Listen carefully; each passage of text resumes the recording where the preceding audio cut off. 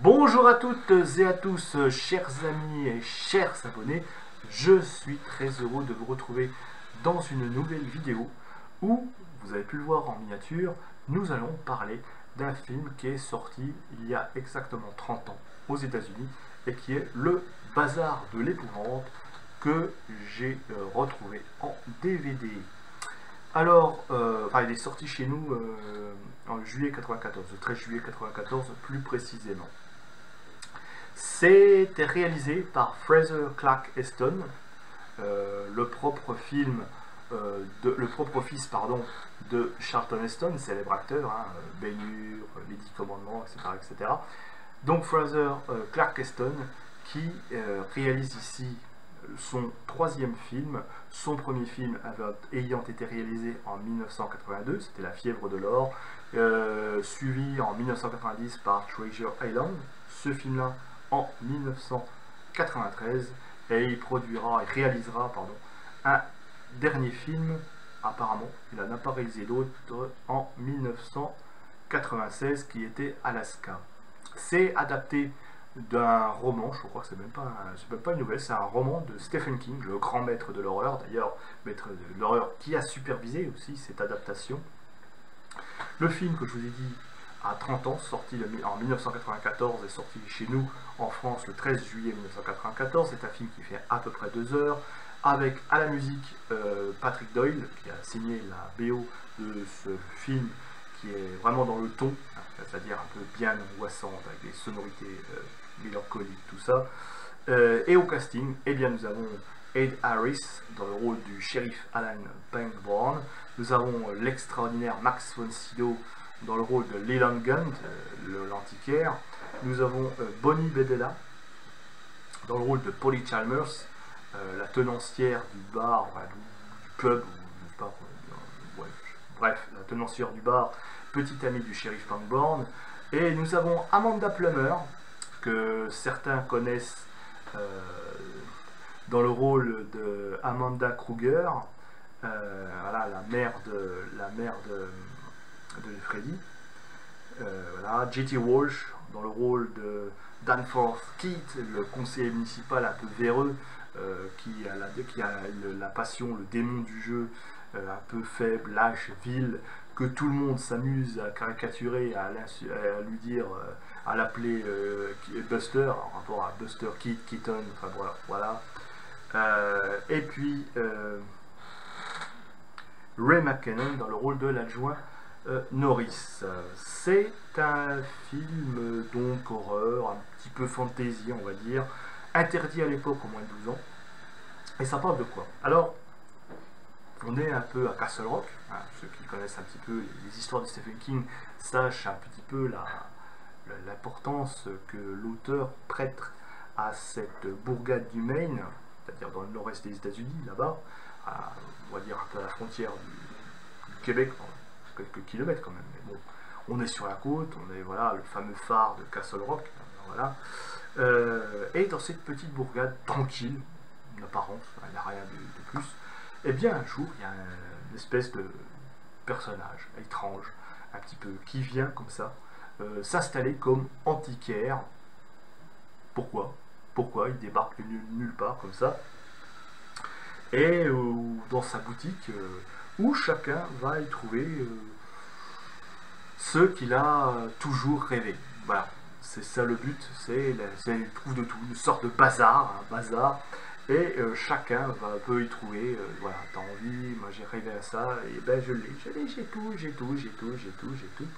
et correspondant à tout ça, mais l'objet correspondant à une passion, à une envie, ou même un passé aussi, etc. etc. Mais malheureusement, c'est assez cher, même très très cher hein, pour certains. On est quand même dans une bourgade où les gens n'ont pas beaucoup d'argent, ils sont très, très simples, un peu pauvres, mais ils ont envie de posséder ces choses utiles, natural things, en anglais. Et puis, ils sont prêts, mais c'est pas grave, vous pouvez pas mettre le prix, mais il y a une solution. Vous me payez comptant, et puis, je vous fais un petit prix d'amis, mais le prix d'amis, en échange, une espèce de petite farce, une farce, commence, voilà, le trick. Et puis progressivement, mais pas de problème, hein, pas de problème, vous ne serez pas découvert, ce sera vite fait, vous pourrez beau jouir de votre bien, de toute façon les autres seront accusés. Pourquoi? Parce que dans ce village, eh bien il y a des petits secrets, des choses, et on voit que les gens ne sont pas forcément unis comme on le voulait, même au point de vue spirituel, on le reverra plus tard. Et puis ben voilà. Et donc, en jouant un petit peu sur les rivalités, sur un peu les non-dits, sur les choses comme ça, on arrive progressivement, il va progressivement arriver à semer une sorte de zizanie dans le village et de faire des scissions un peu de genre. Malheureusement, ça va se déboucher sur quelques meurtres, bien sûr, et voilà, et carrément l'apocalypse qui va se déclencher dans la ville. Bon. Et au milieu, bah, il y a ce shérif qui va essayer un petit peu de calmer les habitants, d'essayer de rétablir l'équilibre. Ce ne sera pas difficile d'y arriver. Ce que je pense de ce film, eh bien, il est absolument brillant. C'est exactement le genre de film, et surtout quand on arrive au dénouement final, et que je ferai peut-être une zone spoiler à la fin, pour vous dire, voilà, vraiment ce que je pense. C'est absolument brillant. Déjà, il y a Max von Sydow qui est dans ce rôle qui est absolument incroyable, très sombre, très droit, très classe quand même. Et Daris, fidèle à son personnage extraordinaire. Franchement, c'est un film qui tient la route.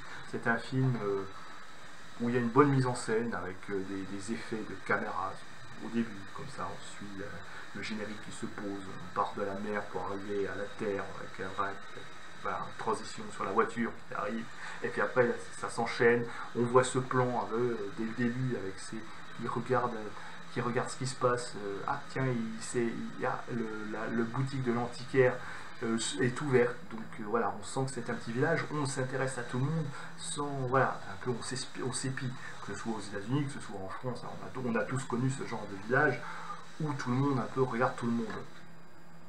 Mais on a l'impression qu'on se dit des choses, mais en réalité on se dit rien. Et des fois, on ferait mieux de se dire les choses, ça éviterait certains malheurs. Et c'est justement par ce côté-là voilà, que les choses arrivent. Mais pourquoi?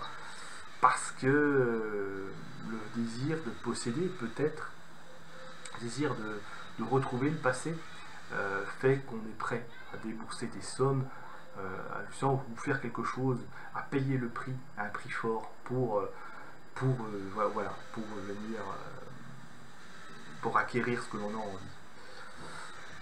Je vais ouvrir une petite partie spoiler, donc si vous voulez pas entendre la suite, venez en fin de vidéo parce que j'ai envie de compléter et de vous dire ce que, voilà, je vais faire une petite révélation.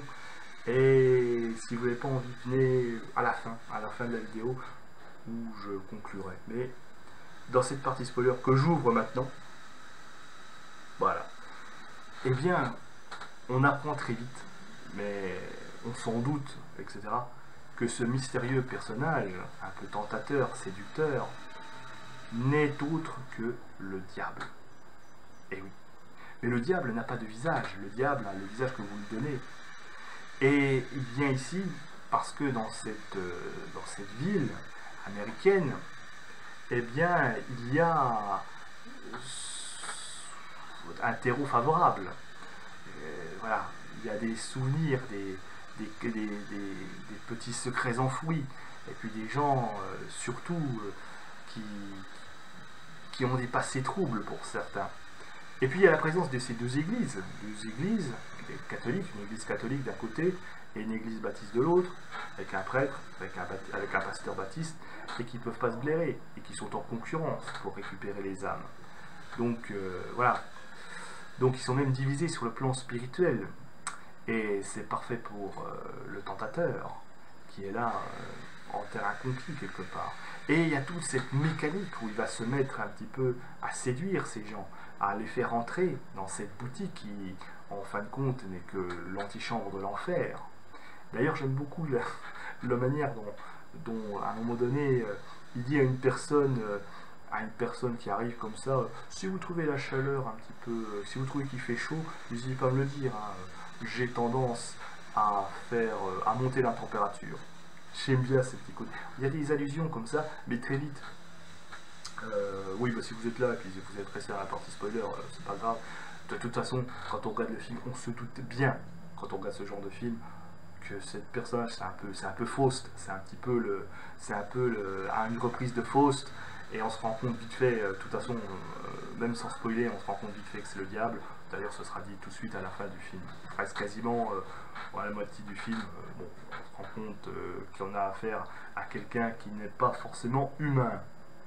Bref, mais c'est un excellent film parce qu'il nous montre qu'on est tous perfectibles et on serait prêt à faire n'importe quoi, accuser son voisin, accuser son autre, pour simplement posséder des choses qu'on n'a peut-être pas forcément envie d'avoir, mais parce qu'elles nous rapportent des souvenirs, parce que on a toujours aimé ça, parce qu'on a des problèmes, parce que ça, on se dit mais je peux résoudre, je peux calmer, remplir une présence, et c'est de ça que se nourrit le diable.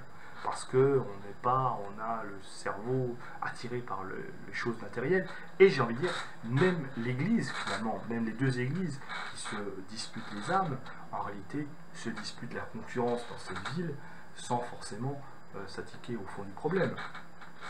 Et résultat, l'Église va finir par être détruite, comme avec cette scène où on voit l'éclair qui va tomber sur eux. C'est tout un symbole. Moi je dis c'est très bon film, franchement, voilà, très belle mise en scène, très beau jeu d'acteur aussi, très beau casting, avec une adaptation quasi parfaite. Moi j'ai lu le roman du Bazar de l'épouvante, et c'est exactement, je retrouve les choses. Alors bien sûr les personnages dans le roman Stephen King sont beaucoup mieux traités, évidemment, hein, on connaît, si vous connaissez l'écriture de Stephen King, vous savez qu'il analyse ça en plusieurs chapitres, souvent l'histoire de chaque personnage.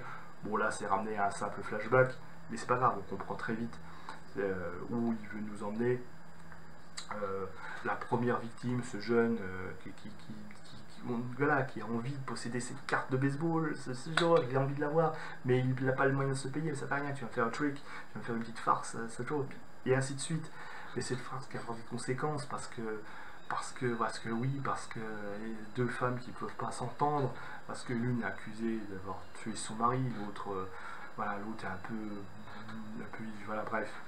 Ça nous montre qu'à force d'accuser son voisin, de se voir de son cadre chez la faïence, parfois ça part mal.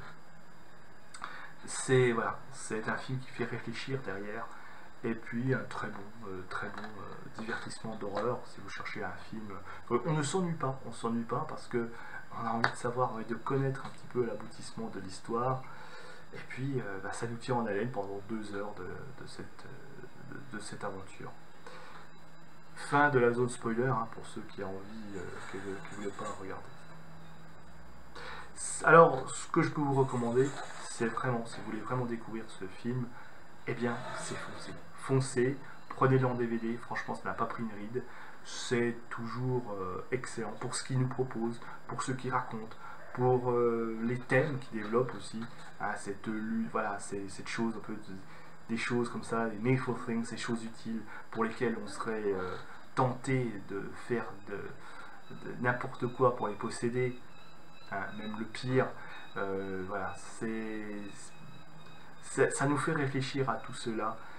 Aussi les gens qui sont ces gens derrière, qui ont un bon sourire et une belle apparence, qui en fait se réjouissent de vous voir vous entretuer, de vous voir vous disputer.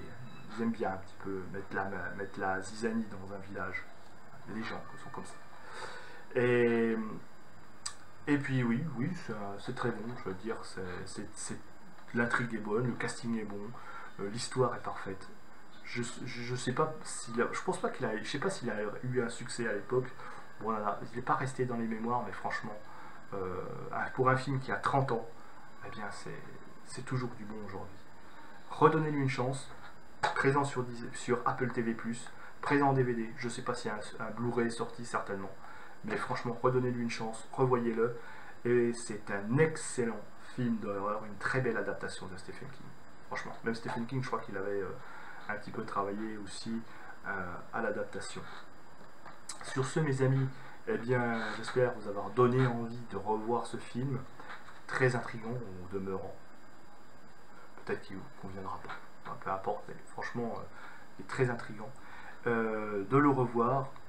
En attendant, j'attends vos commentaires et puis dites-moi, voilà, likez, partagez, diffusez cette vidéo, etc., etc. Et puis moi, bah, je vous dis au revoir, à bientôt pour d'autres films, d'horreur ou pas, et au plaisir.